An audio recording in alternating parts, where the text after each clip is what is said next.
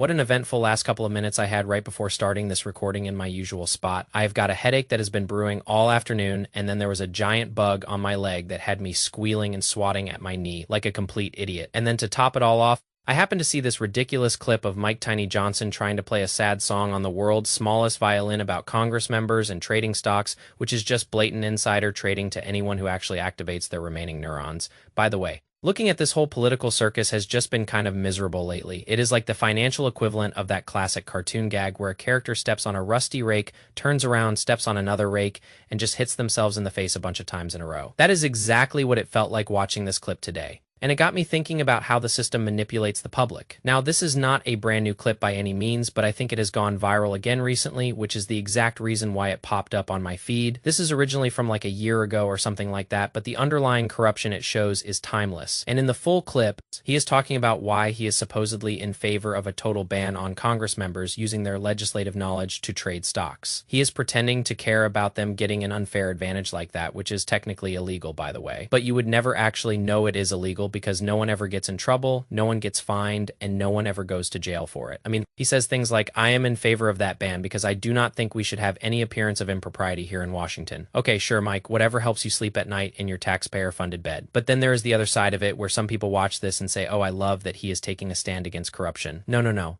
Do not be so incredibly naive because he is only pretending to want to banish it to the shadow realm right after that little speech. He immediately goes on to make a series of points gathering sympathy for stock trading with Congress members, explaining why their inside knowledge is practically a necessity. So, you are publicly against it, but you are also deeply sympathetic for the exact reasons why members of Congress do it. How peculiar those two things seem entirely at odds there, Mike. Don, do you think? Complexity is a status signal for people who want to feel smart but stay poor, while the simple reality is that the mathematical trap of overcomplicating things is usually what breaks an investor. If you cannot explain your portfolio plumbing to a 12-year-old child, you are not actually investing. You are just gambling with your life savings and hoping the market does not expose your lack of discipline. He actually asks the interviewer, Don T, you think a few bad actors just discolor it for everyone else who is doing it, honestly? And then he says, look, we have absolutely zero tolerance for anything, even resembling insider trading or any of this kind of advantage that anybody could take. He claims they have zero tolerance for it and says, we will stamp it out ourselves, which is the funniest joke I have heard all week.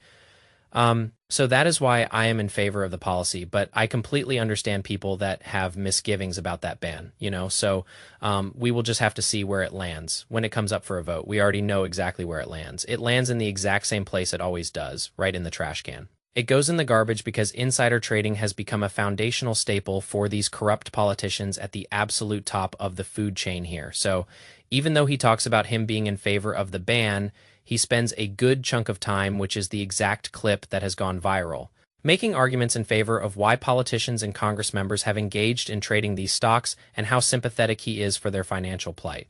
It is completely delusional, and it is honestly just openly disgusting to watch. And then he also has this fraud of a statement about how there is zero tolerance for insider trading in the Capitol. Since when has there been zero tolerance? Because absolutely no one is getting punished for it. Mike, you are going to stamp it out yourself. What does that even mean in practical terms? It means you are just going to bend over for it, let it keep happening, and just keep goat-seeing the public, because that is what has been going on for decades. You are not stamping out insider trading for anyone, and I will show you that viral clip of him Gangnam styling on the American worker and talking about stock trading as though it is like a positive thing almost. But first, I want to just make it clear that all of these political zombies do the exact same thing every single time. They will publicly condemn it. They will stand at the podium and say, boo, insider trading is bad, but they know deep down that it is not going anywhere. And in fact, they do not want it to go anywhere because all of them are actively doing it to line their own pockets. Even someone like Nancy Pelosi, whose very name has become a literal synonym for insider trading, also publicly condemns it whenever a camera is in her face. She loves talking about her supposed support for putting the kibosh on it, even while her portfolio outperforms the absolute best hedge funds on Wall Street by a mile.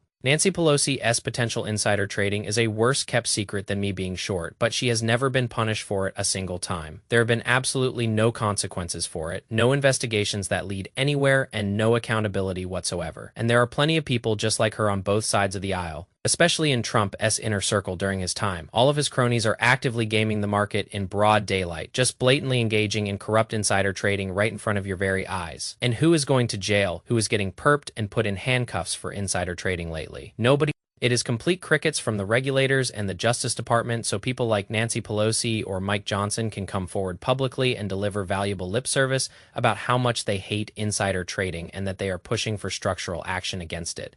But they know the action is never coming because all of them are doing it. And they also do not want the free money machine to stop either. The only notable person that I can think of in recent times who was even remotely put on the hook for insider trading was Martha Stewart, and that happened literally 2 decades ago. Nowadays, you are not considered cool in Washington unless you pee your pants and break the law, because all these ghouls in Congress seem to be engaging in it without a care in the world. And also, if we are being historically accurate, I do not even think Martha Stewart actually went to jail for the actual insider trading charge itself. I think it was just for ancillary things on the side like lying to federal investigators, but that is a minor detail. Anyway, the Mike Johnson speech here was a nice, disgusting cherry on top of this garbage cake, where even though he was saying he is in favor of the ban, he then did a whole pathetic spiel about his deep sympathy. Well, look, the baseline salary of Congress has been frozen since the year 2009, he says with a straight face. When you adjust for inflation, a member of Congress today is making 31% less than they made in that peak year. It goes down every single year because of the cost of living increases that they choose not to take. And over time,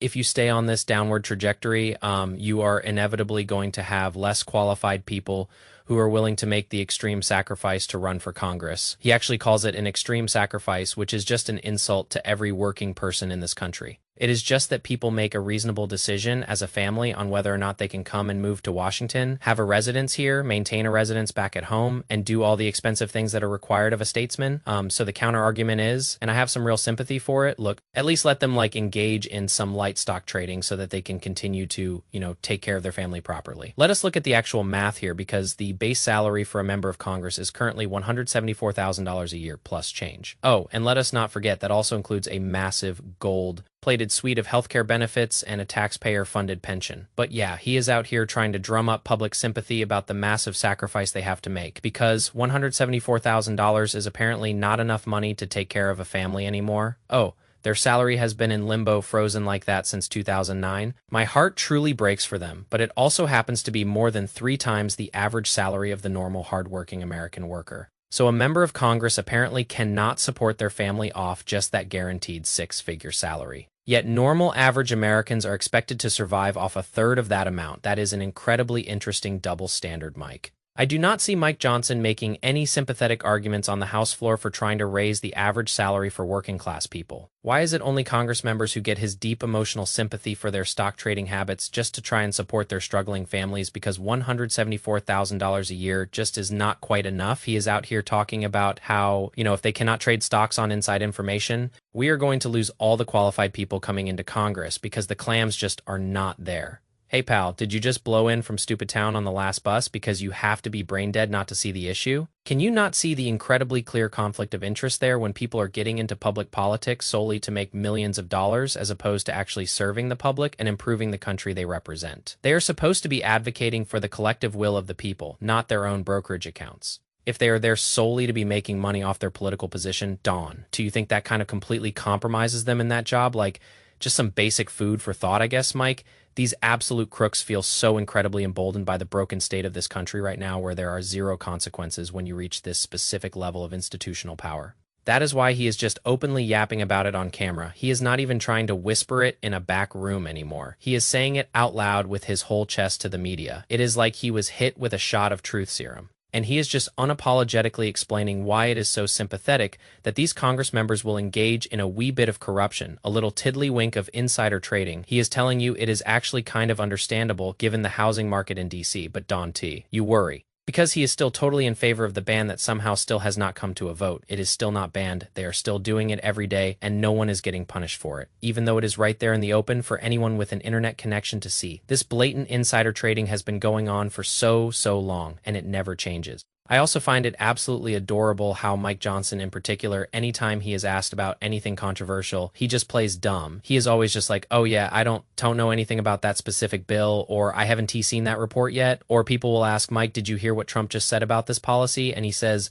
I didn't hear it. No, I didn't hear that quote at all. The dude is functionally deaf 99% of the time when it comes to doing his actual job here, but his ears immediately perk up and his senses fire when it comes to fucking the American public. He is right there trying to rally public support behind the idea of Congress members needing to engage in a little insider trading, perhaps MIAPs, because $174,000 plus benefits just isn't enough to be raising a family. So, we really do need to have deep empathy for why they might choose to break the law and front run the market. It is just so completely delusional, and it is so wildly out of touch with reality. And again, the most amazing part is that he is just saying it voluntarily. It is not like he is being tortured in a dark basement to have this information come out of him where it just oozes out of his lips in pure desperation. He is just confidently saying it to a reporter while wearing a nice suit. He also has the absolute gall to call this job a sacrifice. By the way, the noble heroic sacrifice of sitting in an air-conditioned room and getting $174,000 plus benefits in Congress.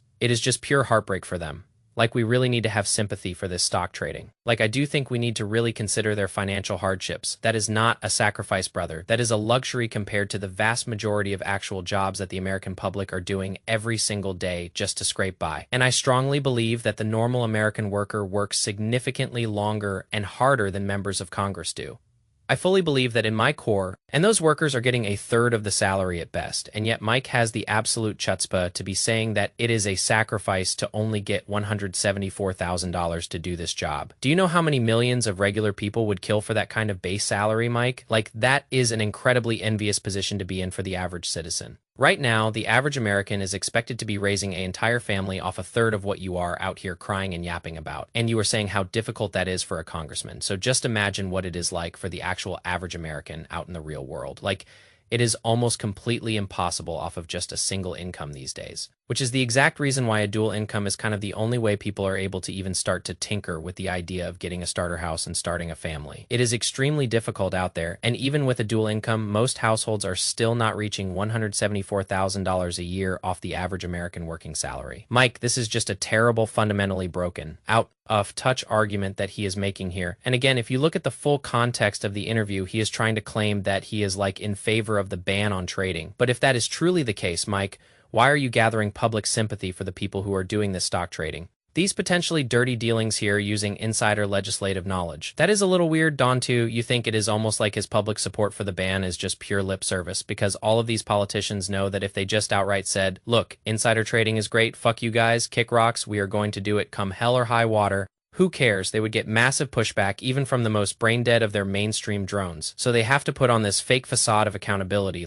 oh no, this is really a bad look for the institution. And even though a lot of them will say nice things about how bad insider trading is and make these public pushes to put the kibosh on it, somehow the legislation just never quite pans out to a final vote. Isn't that weird? Isn't that just so incredibly strange how that happens every time? It is almost like insider trading is one of the big structural perks to being in their positions of power in the first place. Milking the office for all the money they can possibly squeeze out of it before their term is up, using information that is simply not available to the general public and only available to them in closed-door committee meetings. It is exactly what we are seeing right now with so many of those close to power, where it is just very clear, and it is also something that has been going on for an extremely long time in previous administrations as well. Insider trading has been a structural staple for many members of Congress for generations, and unfortunately, I do not think it is going away anytime soon, no matter how many fake bills they introduce, no matter how much talk there is about reform in the media. It just seems like the entire apparatus is truly corrupt to the core. Just completely rotten from top to bottom, and Mike Johnson isn't even shy about trying to talk about it positively on television anymore. Anyway, I will stop blabbering about it because it is just completely infuriating to think about while I am trying to enjoy my Saturday. Anyway, that is really about all I have for you today on this circus. See you.